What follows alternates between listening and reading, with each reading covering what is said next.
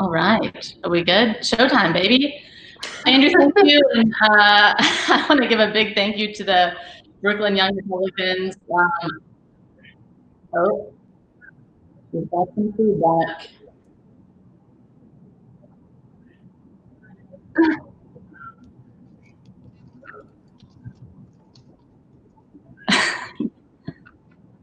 Okay, are we back in business? Okay, I'm just going to mute that for now and assume that everyone can hear me. So thank you, Andrew. Thank you, Brooklyn Young Republicans. I think this has been quite a feat to get everyone on here virtually and to get everyone to tune in from afar that would have otherwise come to see us in Brooklyn tonight. So thank you all for tuning in. I realize you don't have many other options for things to do in this environment. So we appreciate you spending your, what is it, Wednesday evening with us. We've got a great lineup of ladies. First, we have Shoshana Weissmann, who is the digital and media director at the HerStory Institute. You probably know her from her Twitter presence as Senator Shoshana, chairman of the Sloth Committee from the great state of Washington, D.C. Thank you, Shoshana. We have Sarah Quinlan, who is the conservative contributor to Art Digital, although I feel like I've heard you contribute to the Bulwark and a number of other places, contributing to our Sanity district. Is that right? Okay, great. Yeah. I also hear that you are a tiki enthusiast. Yes. At some point, tell us a little bit about your enthusiasm for tiki. Sure. Okay. We're all living vicariously through everyone else's tiki drinks. We are. So this panel is about Women's History Month. We're in the last few days of Women's History Month. And I think the title of this is Advancing Her Story.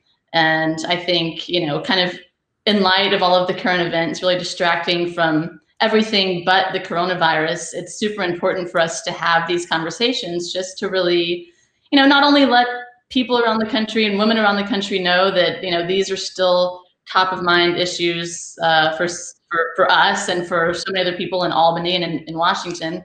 But, they should also keep up the fights. I think we talk all the time about one of the best things to come out of Donald Trump's election was that he really inspired so many women to run for office and to be engaged in politics for the first time. And it's so important to keep that fire burning, even as we are confronted with so many other debatably more pressing issues right now. So that being said, I want to go ahead and jump into it. I was going to give this to Sarah, but she seems to have disappeared. Oh, there she is. Okay, so well, let's preface this by saying, I want this to kind of feel like we're on The View, and I'm Joy Behar, and I don't know if it's going to be Meghan McCain, but one of y'all can be Meghan. And just to have a conversation, I'm going to kick out the first couple of questions to each of y'all individually, but feel free to chime in, interrupt, not rudely, and just talk it out. So this one I want Sarah to kind of kick it off with. We hear this term conservative feminist and conservative feminism all the time. And I use it all the time. And I get a lot of kickback from people saying, wait a minute, conservative feminism, isn't that an oxymoron? How can you be a conservative and be a feminist? So I just want to hear from you. How do you define that? How do you kind of embody that? And really, what does conservative feminism mean to you? I hear that a lot as well. And to me, I think the two ideologies have a lot in common. I think one of the issues is that there's a lot of different strands for both ideology, and the most vocal surrogates for each movement are usually the most extreme, which kind of creates not the as representative as it could be. And so for me, my ideology, both feminism and conservatism, focus on the individual. So making sure that the individual can make the best choice for themselves, for their future, that there's no government obstacles standing in their way, And then just making sure I believe in not equal outcome, but equal opportunity. And so it's important to me to label myself as both a conservative and a feminist, because I feel as though if I don't, I won't have a say in either movement, and it'll just allow both movements to be represented by the most extreme voices with no one forcing them back to the center, forcing them to have more productive conversations. Yeah, and y'all feel free to jump in too, but I feel like every time we have this conversation, I always end up using the term big tent. You know, I feel like you have so many people in these different camps that really do want to keep it in a camp. You know, they either want you to be a conservative and kind of check these boxes, or be a feminist and kind of check these boxes. And I think if we really consider the conservative movement from a more traditional perspective, especially the Republican Party was the big tent party. It was all about being more inclusive and to opening the conversation to all sorts of different ideas. And I think that that's kind of a lost art. So I appreciate what you said. Alexandra, Shoshana, thoughts? Yeah, I think also there's still a lot of men in our party, unfortunately, who are uncomfortable with women being in power. And the GOP is full of old white men, but it still kind of exists. And I think we need to sort of break that stereotype.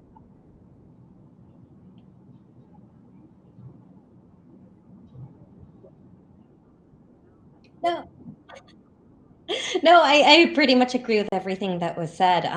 You know, I'm sure I'm frustrated, as like everyone else is, that that you'll have feminists on the left say that you have to think exactly like them in order to be a feminist. But no movement has done well by silencing ideas other than those that conform only to their own.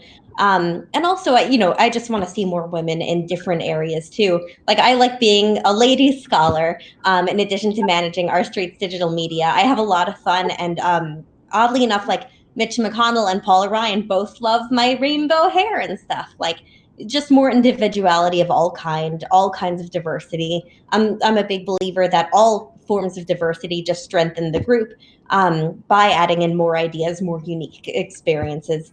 So I come down to like science on that one, which shows that all diversity is good, and that includes, you know, more women doing stuff that maybe they haven't done before, and even maybe more men doing stuff they haven't done before. All that mixed together. I want to kind of jump on what Shoshana said about strengthening, because I definitely believe that. I didn't always identify as a feminist. I kind of thought I fell into the whole, it's a dirty word, they're all super radical, they hate men.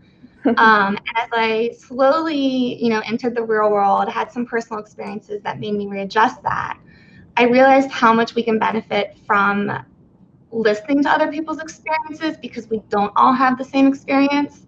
I felt as though a lot of times I would try to explain an experience I had as a woman, and it's difficult for a man to understand an experience that they may never have. Mm-hmm. And I realized I was doing the same thing to like other people. If I didn't have the same experience as them, I wasn't listening as well as I should have. I just kind of assumed, oh, that's not my experience, so probably it might not have happened. And that's why I think Shoshana mentioned women running for office. That's why I think it is so important that we have more qualified women run for office, so that we have more qualified women in office. And that way our lawmakers have diverse experiences and backgrounds, that when they're trying to craft legislation, they can understand all kinds of different consequences, different factors that might be at play. Because when you have lawmakers who all have very similar experiences, I think it's more difficult to craft legislation that applies to all Americans, that's representative of all Americans.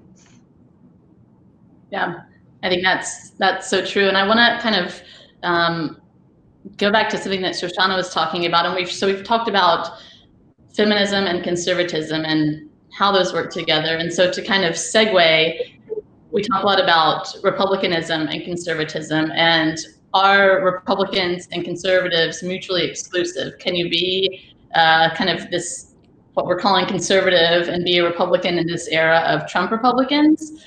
how does that work? Do you think they're mutually exclusive? Shoshana, I'm going to kick that to you since you kind of touched a little bit on that before. No, it's funny, and it's something that I struggle with a lot. I think it kind of depends on your role. A lot of, especially if you're on the state or local level, it's easier to be under the umbrella and make it your own. On the national level, it's just so much harder. National elected Republicans really have to go a little more in line with Trump in order to get certain things done.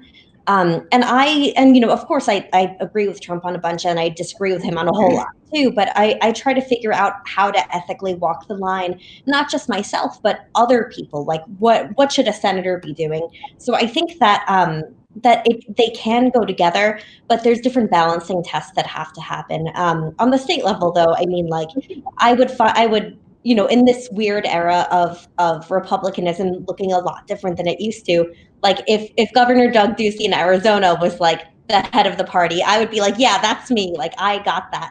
But while it's Trump, it's hard because when people think Republican, they just think him because he's essentially the head of the party. But I think that it kind of depends what your role is. As far as like if you can be Republican and conservative, Trump definitely leans conservative in certain ways, not in others.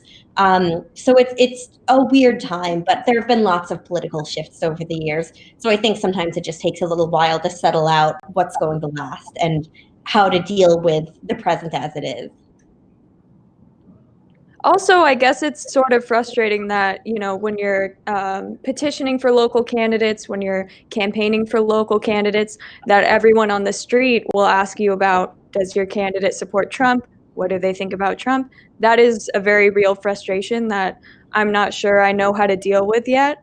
And I don't understand this whole thing about if you're a Republican, you have to support Trump no matter what. That's not being a big tent party, and I don't really understand that, and I don't believe that at all. But there are a lot of people who say if you don't support Trump, you're a rhino or whatever, the whole list of words that they call you. And so how have you responded to that, Alexandra? How, like, when someone asked you on the street, well, you're a Republican, don't you support Trump? Or other answer is, oh, you're a rhino. Do you like go into the nuances of the Republican platform? I mean, what's your response? I guess sometimes I do, depending on my mood, but I was petitioning a lot recently for local candidates because I'm a district leader in Midtown. And really what petitioning is about getting Republicans on the ballot. So you don't have to vote for them eventually. It's just about giving the voters a choice, essentially, if they want to vote for a Democrat or a Republican.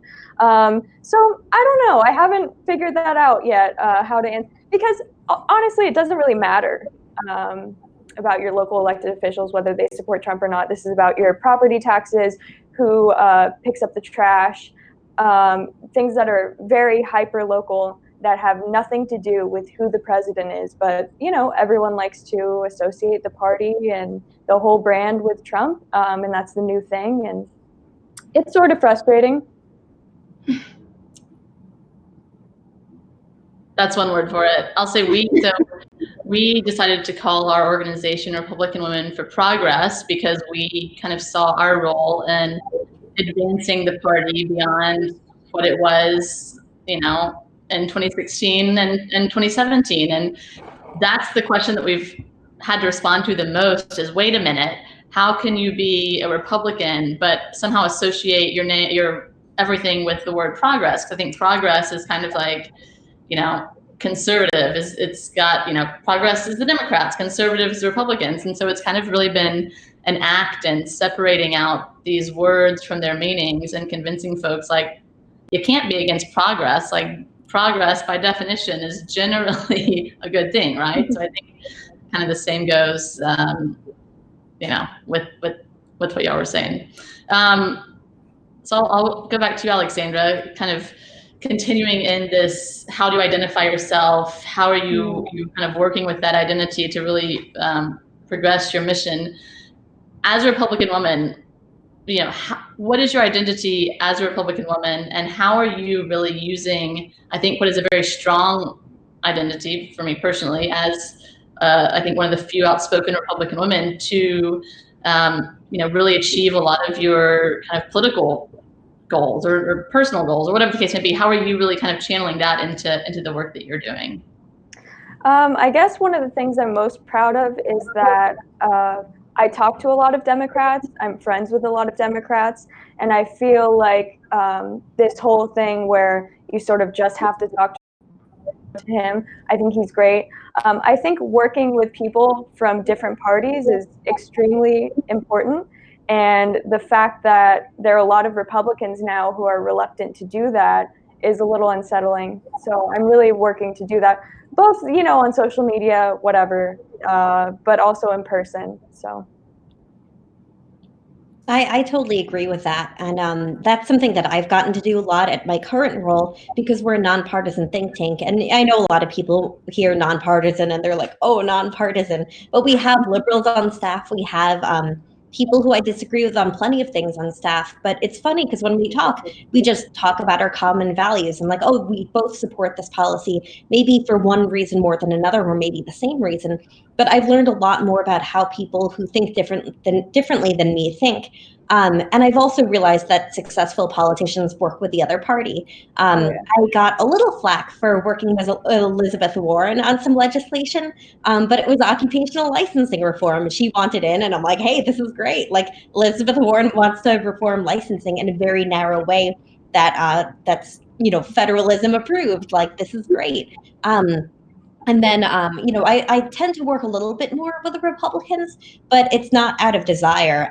One governor I love, other than Doug Ducey, is Jared Polis in Colorado. He does a lot of really great work. Some stuff I disagree with, but he's a really nice guy. He genuinely wants to help his state. And when I talk with him, Ducey, with basically any governor or local politician, they're never like, oh, so what's a good Republican idea? They're just like, hey, here's the stuff I'm focused on. What solutions do you have? And every now and then we'll disagree on something, but the talk is always about the ideas and the policy. It's not a partisan thing. It's different on the national level, although it's still very policy focused. But it's, I think that just working with whoever is willing to work with you on whatever issues you guys both agree on is really, really underrated. And I'd never worked at a nonpartisan organization before. So it's been really nice to have people who think different than me surround me all the time, review my work. That's been really nice. And I think that that's something that's been lost in a lot of politics, at least what you see, because the national stuff is always in the limelight and the state stuff isn't super exciting to anyone but me, but it's the stuff that gets done,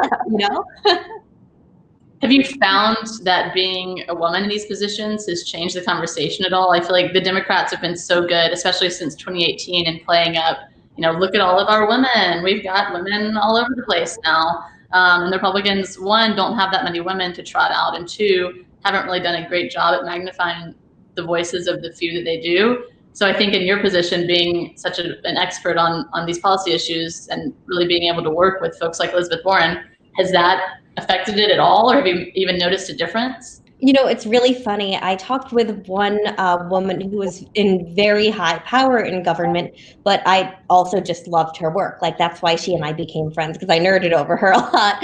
But she had told me a story about how she had co-written a paper with someone, and the co-writer was a man, and they put his name first, even though she did the majority of the work. And I think in the draft, her name was first just because she did the most work. And she was frustrated when she saw after that her name was put next. She was like, that I did more work. That's just how policy generally works. And it's the same thing at our street where whoever does the most work on something, they put their name first. But there have actually been times where I have a colleague who heads up our economic and commercial freedom areas will co-write something, and I'll have my name second because he did the most work, and people will switch it around and be like, oh, so you definitely did more here, right? I'm like, no. If I did, my name would have been first. Like, it's fine. But it's funny. There's definitely an eagerness to work with women, which has been nice. But it's funny because at times I have to be like, no, don't overdo it. Like, I'll tell you what I've done and what I haven't done. Like, I don't want more credit than I deserve. But that's been something funny, especially after hearing from someone who's a generation older than me, having dealt with the struggle from the opposite direction. I hope we're not overcorrecting too much, but it is nice to know that people want to make sure that my work is accounted for. Sarah, I know that you, well, as I heard in your podcast with the Bulwark, you've learned a lot of lessons from the Trump presidency, maybe on purpose or not on purpose. And I'd love to hear about any of those that may kind of fall in line with this conversation about how your place as a Republican woman. Because I know that I think being a Republican woman in this era of the Trump Republican Party has been a really unique place for a lot of us. So we'd love to hear kind of some of these lessons that you've learned and how it's impacted your work and your writing and just your work as a conservative feminist. I will say I am probably more hesitant to describe myself as a Republican these days. I usually describe myself as a conservative. And the one thing I've learned is that I used to really see Democrats as not just wrong, but almost wanting the worst for America. I couldn't understand how they could believe in the policies that they did. And so I assumed the worst. I thought the worst of them. And the 2016 election made me really realize there is a lot of anger out there. I don't want to contribute to that anymore. I don't think we're going to get anywhere if we aren't talking to each other. If we're just talking at each other and we're assuming the worst about each other.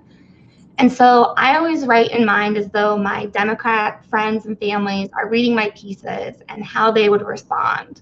Or the arguments I'm making, how would they respond to them? If I'm just assuming the worst of them, are they just going to stop listening completely? If I'm talking down to them, will they just stop listening to me? And so that's really been one of the biggest changes for me, is trying to figure out that even if what I'm saying is important, it may be more important how I'm saying it in order to persuade people and just like it change their minds about what a conservative is, especially because right now, the second you say you're conservative, there's an assumption made regarding the president. So, do you think that being a woman has an extra impact? I know that we hear these comparisons a lot, like if, when Hillary Clinton was debating back in 2016, if she raised her voice, she was screeching, or, she was getting too emotional. Whereas if the men started screaming, it was like, well, look at how powerful he is. He's such a great leader. Oh my God, yeah.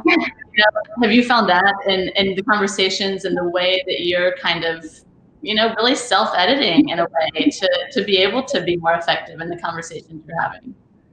The one thing I will say is I never want to hear that a woman is too emotional for the presidency. Oh my God. That's my number one takeaway. Yep. And I think Shoshana touched on it earlier where she said she is glad that we're making progress, but she doesn't want us to go too far. And I think that there is definitely a trap with that. Like you look at the campaigns of Elizabeth Warren and Amy Klobuchar, and when Amy dropped out, there really weren't as many think pieces about sexism dooming her campaign, and she had done better than expected, I think, based on how little national recognition she had when she first entered the race. And then when Warren dropped out, it seemed as though people only focused on the fact that she was a woman and not on the numerous mistakes that her campaign made. It's like it was almost like not the soft bigotry of low expectations, but they were willing to cut her a break on all the mistakes her campaign made just because she was a woman.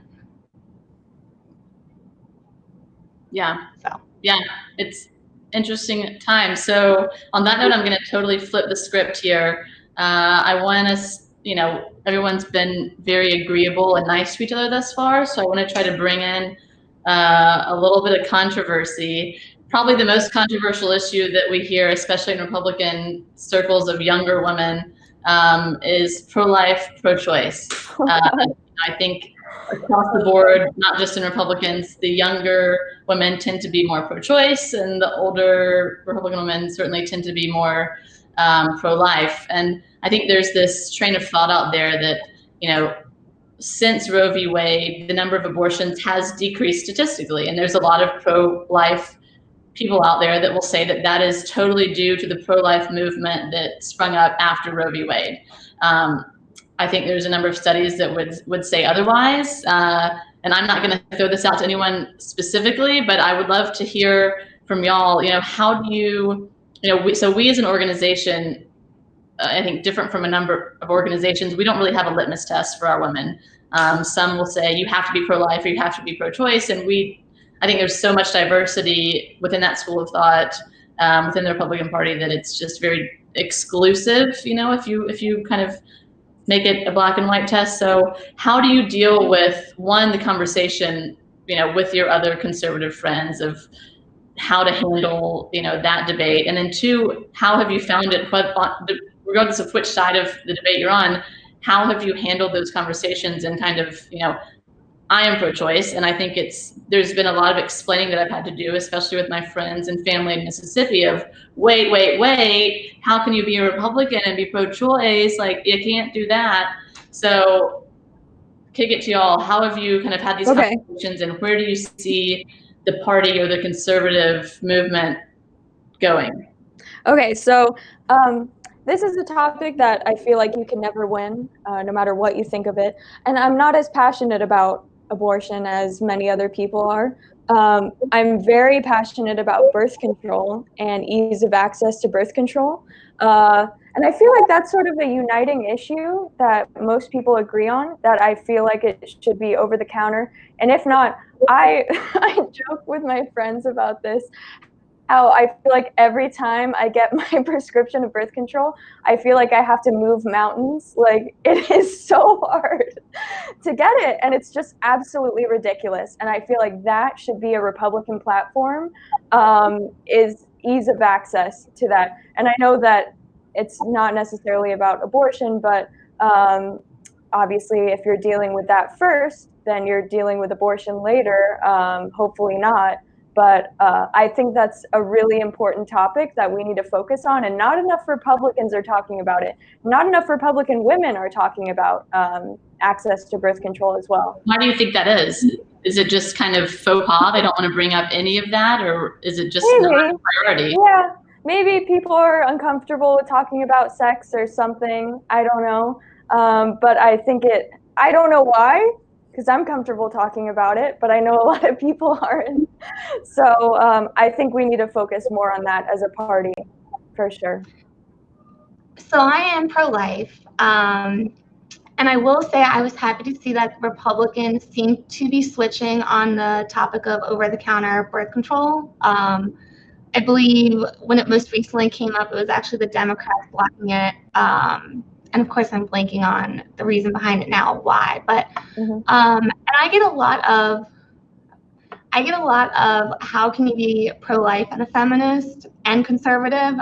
People seem to really not understand how to relate. But to me, the very first feminists and women's rights activists were pro-life. There is Destiny Herndon de la Rosa of the New Wave Feminists, and she says that being pro-life is absolutely a feminist message when you consider that the baby in the womb does have separate DNA, a separate heartbeat. It is its own human being with its own bodily autonomy. But that being said, I think the pro-life movement really needs a makeover.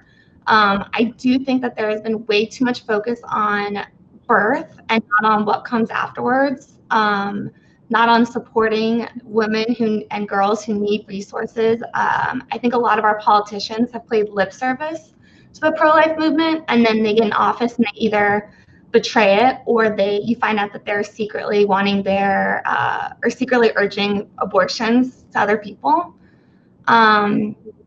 So I am pro-life. I think the pro-life movement needs a makeover, and I wrote about it for the Bulwark, how even if you legislate abortion away, that's not going to get rid of the demand for it. You really need to change the culture. You need to support women and girls so that they either don't find themselves in a position where they need an abortion or think they need an abortion. And my argument to the pro-life people who just want to focus on legislation is, you can look at Ireland. They had a constitutional amendment outlawing abortion.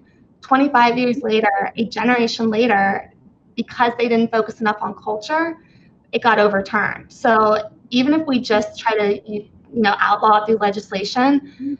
It's not gonna change it forever. It's a battle that we will still constantly fight year after year if we don't focus on culture. And in the meantime, it's women, girls, and babies who are going to be hurt. Yeah, I totally agree with all of that. And actually, our street works on like over-the-counter birth control and expanding access. I'm all for that, both with that and just general medical care. And I totally agree with the cultural thing. Like, too much of the pro-life movement is punitive, and that's just not a healthy way to talk about it. And I think there needs to be more support for women who are pregnant and for after birth too, just so that people don't feel like that's their only option. But it's funny too, because I'm pro-life, but I have like the most unpopular opinion of the appropriate way to address it, because I'm very anti like any national law approaching it. There's no authority in the Constitution, and some of these laws are justified by the Commerce Clause. And I'm like, no, we're not going to Wickard v. Filburn. I don't care if I'm pro-life. This isn't happening. I'm not doing this. So all that aside, it's a state issue, and you'll have people say, oh, but life. But yes, we protect the right to life, liberty, and happiness, but there's no provision that allows the federal government to regulate this stuff. And as a regulatory reform nerd, that's kind of where my heart is, not just because I love regulatory reform, but because the structure of liberty matters, making sure that we're not doing the things we want to do in ways that we would normally oppose just because, in this one case. I mean, if you say, in this one case, we'll just do this one time, it's never this one time. And that's how we have this huge federal government. So even when it gets to the state level, I still don't love the idea of outlawing it, because I think that, I don't want women to have to do anything that would cause them harm, let alone the fetus harm. So both those things matter to me. And I think that it really has to be a cultural thing to reduce the numbers without harming more people. And it's one of the issues that made me Republican when I was really young and I found out what abortion was. And it really upset me. But also we have to talk about it in a way that's not like, so much of the movement talks about it in a really punitive and mean way, but we have to have compassion for people, because it's, no one goes out no one wants that. Like, no one is excited about an abortion. That's a hard thing. It's also funny because there was a trend on Twitter recently about thanking your abortion provider, and people were saying, they're just, glorifying it. But I understood it, because, I know it's different, but judges have to make really hard decisions that people often don't like. Abortion providers are still in that same kind of boat. They're doing things that maybe they don't want to have to do, but they think that it's supporting women and helping women. So they genuinely mean well, even if I don't agree with what they're doing. So I kind of end up going actually, on every possible route here. And I'm not opposed to government intervention. I just think that it has to be logical. It has to be a good means ends fit. And I'm also against those regulations that mandate that abortion clinics have to be in X miles of a hospital, because those aren't based in evidence. And I believe in evidence-based policy making, even when it deals with things that I wish weren't happening. You still have to go about it the right way, go through the process the right way, because if you don't, it'll, maybe in this one case I would like the outcome, but I'm sure in many future cases I won't.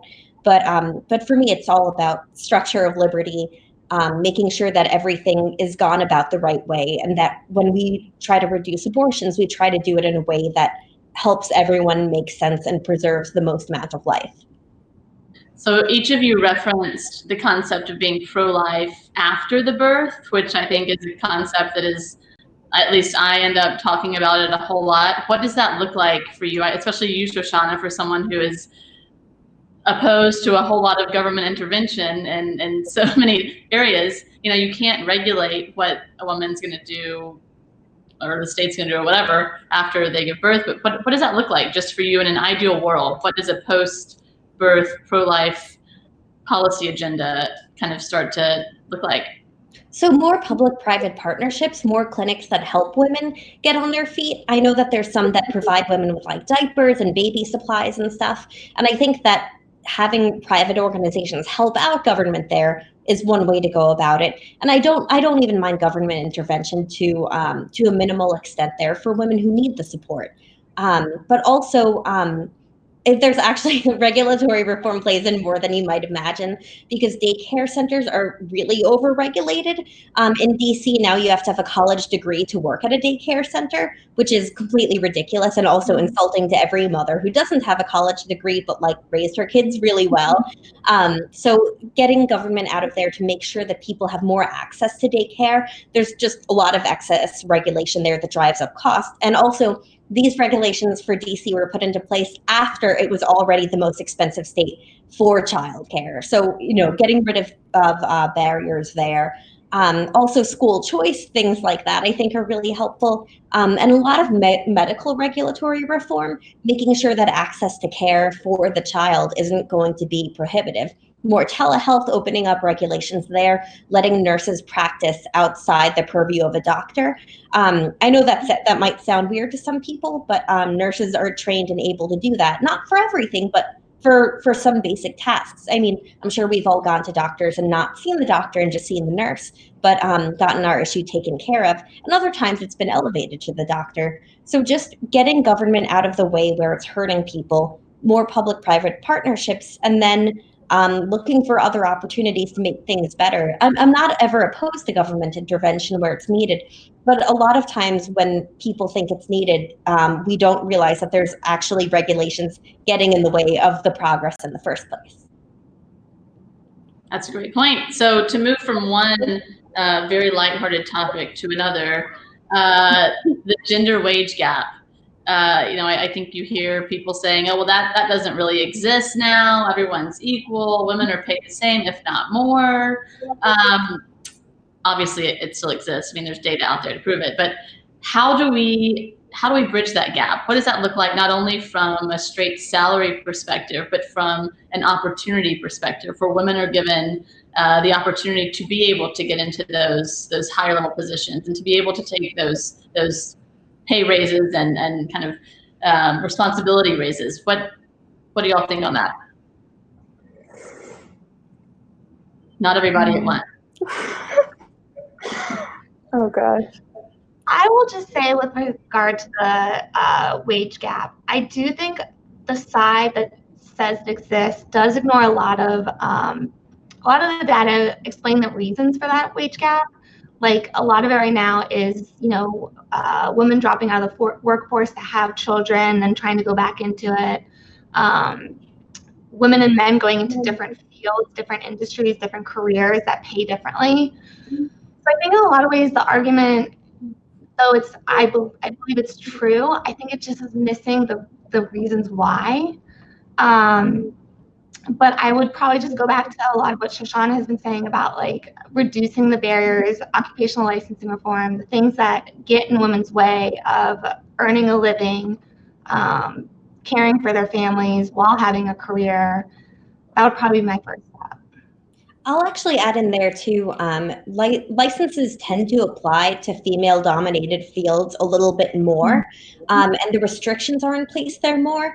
For example, nurses and teachers are both women-dominated fields, but they face some really, really wild regulations. And with the cases of nurses, it's often at the hands of the American Medical Association. They fight with the Nurses Association a lot. But I think that there are certain barriers there in particular that could be taken down. One thing that I also hope that our new economy, as we have more, just more new industry, more innovative industry, I think some of the problems, especially as it deals with real sexism in the workplace, I'm hoping that women will be able to move with their feet a little bit more, that when they deal with a bad boss, that they don't feel like they're going to have to deal with that anywhere they go, but that they can find a job where it'll be better. I've worked at an organization before that where I dealt with that, where I was paid very, very unfairly, and a guy in a similar position was paid quite a bit more. And I was upset, but once I found out, I just got a different job, and then it kind of worked itself out. And that's not at all to say that every woman can just do that. Women have to make sure that their job won't fire them if they're looking for another job, especially if they have a family and stuff. But I'm hoping that, with the Me Too movement and with a lot of the broader awareness of this stuff, that where where it plays in unfairly like that women will be able to move. And as it deals with kind of more natural factors with women just, taking a break, or not even taking a break, but, taking care of their newborn children, maternity leave, and a lot of times leave at the end of the pregnancy, which can be really hard. I'm hoping that there's new ways to make that a little bit more seamless for them. We didn't have all these tools to connect people while everyone's stuck inside for coronavirus. And I'm hoping that some of what we learn now will be able to apply to situations like that. So I think there's a lot of different tools to go about it. For me, it's less direct wage mandates, because some of those have been a little bit misguided. But just from my knowledge base applied, I think that there's a lot of ways that this can help. There's even a study recently for licensing that basically with the online economy, that reviews are doing a lot for it, especially for like the construction industry, and that's helping guide people. And that's not to say it perfects everything, but I'm hoping that maybe there's a tool like that can be used to make sure that women go to organizations that will value them, I guess I have like a personal example, which is I'm, helping a woman who's running for Congress, Nicole Malliotakis. You might have heard of her. And we can really win this seat in New York 11. And I feel like there's sort of a way of life on Staten Island that's very male focused. And we need to sort of shift away from that to electing more women to office. But I don't know the answer to that. I don't know how we become more comfortable with electing women to office, but I think we need to for the future. And that'll also inspire young women to run for office in the future and to get high earning jobs, because it's important for women to know that they can't rely on men for their income. It's important for women to have their own careers and to make their own money. So I think that's very important. Yeah, I think it's really cyclical that the more women you have kind of elected to these higher offices, the more role models you have for new women to run for offices. But you can't have a lot of women as role models until you have more than a handful of women actually in the offices. So as soon as we can kind of back end that, I think, it starts to cycle off. Well, we have a question from the audience, kind of tying in the last two of our conversation.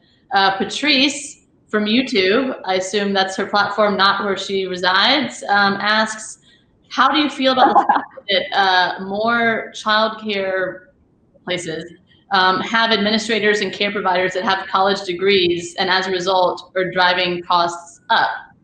I think this kind of goes to your licensing Shoshana. Is that happening? Are the fact that you're having these increased requirements on childcare providers, is that driving the cost up for the parents that are sending their kids to them? Oh, definitely. And it's one thing if childcare providers just decide that that's the best person for the job, but I think that, especially where they didn't used to have degrees, that now I guess it's kind of like a whole big thing with credentialism generally, that credentialism is just driving up the cost of lots of things. But I hope that they stop requiring excessive degrees where not necessary, let alone government requiring that they require these degrees, because that definitely drives up the cost. And it's frustrating because parents need to be able to send their kids to daycare. I'm not sure if you guys know, but I have friends who have told me that one of the spouses basically works to send their kids to daycare. Like that's all their job pays for. I want to say, and I hope I'm not wrong, but I think in DC it's like $26,000 a year or something. It's really, really wild. Wow.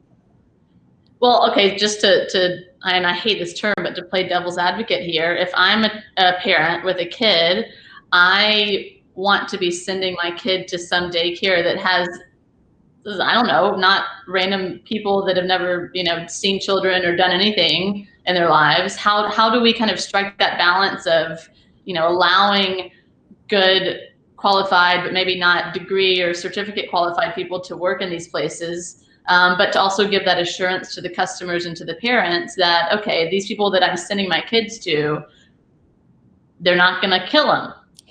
I don't know, that's probably a bad example, but that it's a safe place for them to send them, that they're going to learn something and be in a safe space. How do we kind of find that balance? I mean, it was working fine. Part of the thing that a lot of people forget is that regulations often aren't introduced because there's been an epidemic of harm. They're just introduced to like drive up costs, or for in this case, I think it's more for government to say, oh, we're doing something, rather than doing something helpful. But basically the system was working fine before. And of course there's going to be exceptions to the rule. But I know that, especially in the case of a lot of my friends, they found their daycare by word of mouth, like, oh, this place is really good. But it doesn't take a college degree to be a good person to look after kids. Close family friends of mine have had kids from the age of like 8 looking after younger kids. And when you're raised around a lot of kids, or when you babysit, they don't have advanced degrees, but usually it works out fine. And there's still online reviews and other sites like that you can use in other cases. But basically it was all working fine, but the government just has kind of thrown a wrench in it. That's fair. So I think we're coming up close to our end time, but there aren't really any rules in quarantine, so I think we can go over. So before we get to Alexandra's tiki thing, I actually have a text message question that has come in, which I didn't realize this was an option. This doesn't focus so much on women, but does focus a little bit on the Republican Party and the current state of affairs. Given the response to the coronavirus and kind of the varying degrees of response that we've seen from people like Governor Cuomo to Donald Trump to the governor in Mississippi, who was like, we're just going to pray it away. How do you, again, it's kind of a balancing act. How do you find that balance of kind of the harshness and the strictness of what Governor Cuomo is saying to what the Trump administration and other Republicans were saying, even just a couple weeks ago, that it's fine, and Trump recently saying, well, we'll be back by Easter. And I think Shoshana and I are in DC, and it feels very different in DC than what I think y'all are experiencing in New York right now. So how are you, who are you listening to? What are you? I have to talk now. So most people who follow me on Instagram and Twitter will know that I am strictly following what Governor Cuomo says. My cousin and I, every morning at 11 a.m., run to the TV with our morning coffee and listen to his words of comfort and wisdom. And he's just the voice we need right now. He really is. And, I was talking to my boss earlier today. We were all sort of in agreement that he is the guiding light we need right now, strict and serious about what he's saying, that we're not to congregate and stay inside, but also his message about New York loves you and we're New York tough. And I think that's all something we need to hear right now. Meanwhile, Trump is doing his thing, right? Which people like or don't like. But it's also very important to have that human aspect to it. That's just so comforting and wonderful, and I look forward to every day. So. And how do you feel about Chris Cuomo telling his brother that he has banana hands, and that's why he was playing basketball? I love it. Segue into tiki cocktails from banana hands to banana garnish. Is that what? Yes, we're segue. No, but they should answer about what they think about Cuomo too versus Trump. But if you're asking for my favorite tiki cocktail, it's in Las Vegas. It's the Benitita. It's wonderful. So yes, it's at the Golden Tiki. Well, we're going to circle back to that. But if Shoshana or Sarah have any thoughts on kind of the Republican response to coronavirus, and who do you listen to right now? What do you say as a Republican when your parents or your grandparents ask, well, Trump said this, but so and so said this? What how do you reconcile that? I just say listen to the experts. Listen. Yeah. I think Cuomo has been. All I hear from anyone on both sides is praise for him so far. Very little criticism, except maybe for today.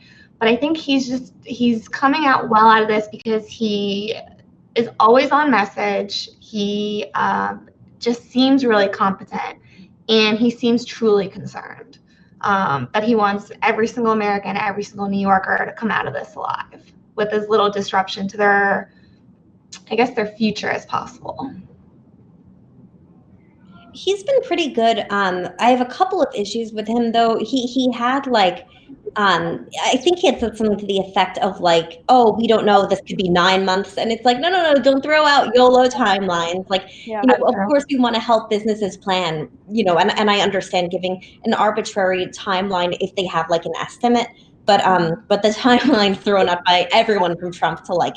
It's just been too much. Also, it's really weird, but there's a Vice article today that, like, I'm sure you guys all remember Cuomo saying, like, "Oh, New York is our prisoners are going to produce hand sanitizer." Oh, I know. You've been tweeting about that. Yeah. Yeah, I was really mad about that. Like, it's totally cool if that was happening and if they were treating the prisoners well. Turns out all the prisoners do are taking existing hand sanitizer and putting it in New York labeled bottles. That's super messed up, a waste of time. Like, that's not what the state should be doing at this time. If they have ways for the prisoners to help and compensate them fairly, that's totally fine.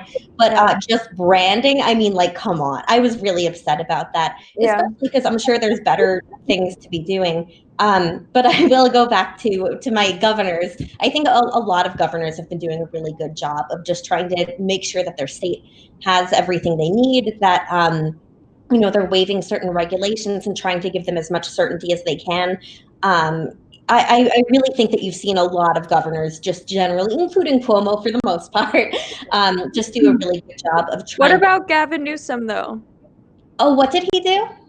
Well, just in general, what do you think about his response? Because I'm from California. I'm from LA. I haven't seen much of it beyond, like, I know the orders. Yeah, he's been kind of, I might be wrong and I might just not have seen, but I think he's been kind of quiet as far as like communicating with the public more than just giving orders. But I always go to Governor Ducey. Isn't there like the AB5? Like, I think this is the time. Oh my gosh. Yeah, AB5 has been like horrible on the citizens, and I wish he would at least suspend it. I mean, that's been such a disastrous law, but all these people who worked from home and were fine working from home, now they can't do that, and it's illegal, so they don't have jobs, they have to stay inside, and it's like, it's horrible. Like, there's so many things they could be doing. And I think some of the legislators out there had said, "Oh, well, it was a well-intentioned law, so we don't want to waive it." And it's like, that's great, but people need jobs, and you just like ruin the ability of everyone inside to keep their darn jobs. So it's been frustrating. I think, like, with the exception of California and like the few governors being weird, a lot of governors on both sides have been very professional, very you can tell they're trying to genuinely do what's best for their state and really think through it. And not all of them have been perfect, but I think you've seen a lot of really good role models with a few exceptions. All right, since we started late, I'm going to give us one last text-in question that we got, and then we're going to go around and get everyone's favorite tiki drink. So get ready. This is probably such an obvious question in 2020 were it not for the coronavirus, but as Republicans who haven't just fallen in line behind Donald Trump, what do we do in November? I think other Republican primary contenders aren't really a viable option at this point. I think we're probably not in swing states, any of us, so maybe you don't think it makes that big of a difference, but ideologically, what do we do? In 16, obviously, I started a whole organization that was Republicans that supported Hillary Clinton. And I think that it's a lot more difficult to make the case for that if it's a Bernie Sanders nominee on the Democrat side. Maybe we can make that case for Joe Biden, but what are you thinking? What are you hearing? How do we kind of, figure out what to do at the ballots in November? Well, okay, this is sort of like the boring answer, I guess, because I'm not as passionate about national. Okay. I'm not as passionate about national politics, and most people know that about me. So I would say if you're not as into Trump, definitely 100% help your local candidates. It's so important. I mentioned before that I'm helping Nicole Malliotakis. She supports Trump, sure. But there are other candidates you can work for who aren't super pro-Trump if that's not what you like, you can always find a candidate who sort of models what you like, and you don't have to work on a presidential race, and you don't necessarily have to go all out on Trump or go all out anti-Trump. So there are definitely many, many options for people. And yeah, like I keep saying, I guess this whole time, is it's not all about Trump. It really isn't. There's so many campaigns you can work on that have to do with hyper-local issues that are as important, even more important than the presidency. I think that's such a huge point to hammer into people. I will say I used to vote straight ticket. I will probably never just automatically vote for one party again. It really depends on the candidate. And I will also say, kind of related, but I'm just going to wedge it in, is women need to run for office. We should not be expecting other people to say or do the things we want them to. We need to be running.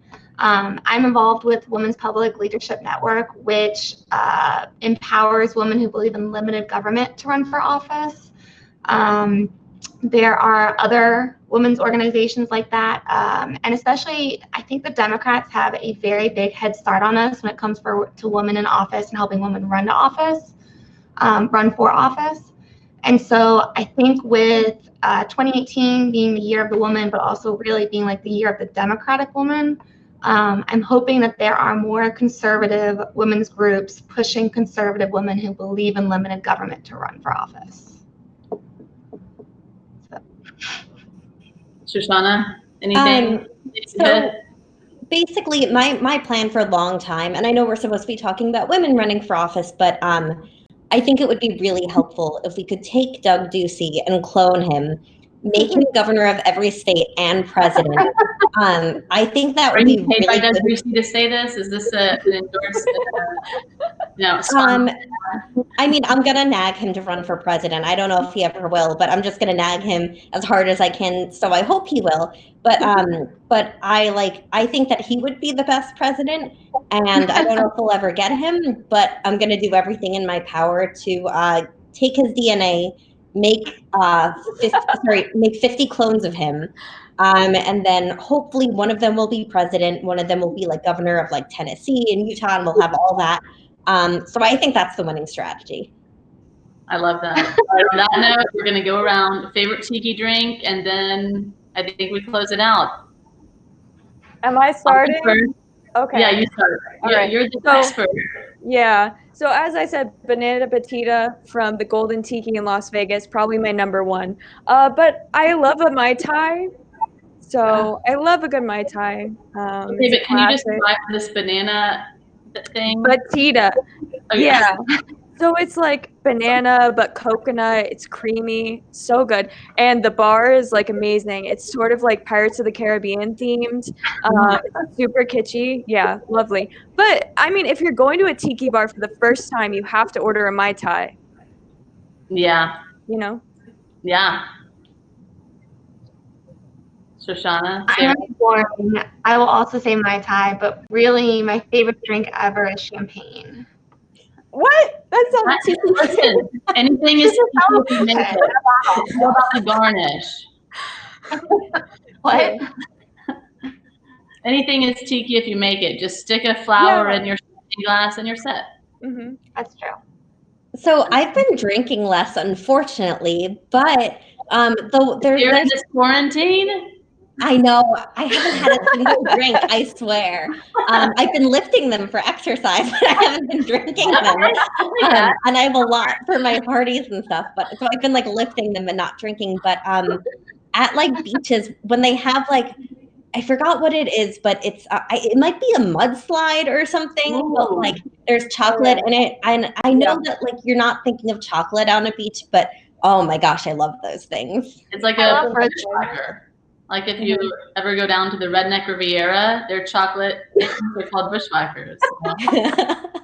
And I gotta throw one out there for the painkiller. I guess that qualifies as tiki. Oh yeah. Is that tiki? Oh hell yeah. Yeah. Mainly because everywhere I go, you can get it, and they basically give you like a 1, 2, or 3 option based on how much booze you want, and So you know. I like personalization in my cocktails. Same. So I want to thank you all. I don't know if Andrew or Joelle want to say anything if they're still on, but from Republican Women for Progress, just want to thank you all for being here. Thank you everyone that was listening, watching, paying attention. I think these are all such important conversations to be having, and I hope that we at least inspired you, as you have nothing else to do, to FaceTime your friends and talk about these issues too. I think that, you know, we are getting close to an election, even though the news may be filled with coronavirus right now. But, you know, women issues, the Republican Party, we're still there. So I don't know how to end this either. So.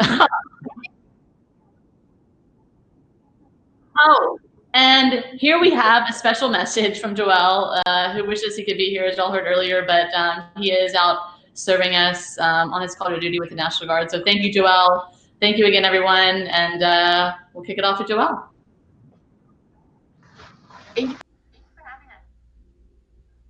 you. I'm president of the Brooklyn Young Republican Club. I am so sorry that I could not be with everyone today. I'm currently on active status with the Army National Guard due to the COVID-19 pandemic. Though we are in a health crisis, I did not want to lose focus on the importance of Women's History Month and the importance of elevating the experiences and voices of women. I just want to say thank you to Sarah, Meghan, Shoshana, and Alexandra for being a part of the conversation and being part of the club to push and drive a conversation that is pretty much, I would argue, non-existent in our current environment. And I challenge everyone here to say thank you to an important woman in your life. You know, I want to say thank you to my mom. You know, she's important in my life, and she has made me who I am. And without her, I wouldn't be who I am. So thank you, thank everyone, and I look forward to a robust conversation on this live stream. And I'm pretty sure the audience are going to be very impressed. So thank you.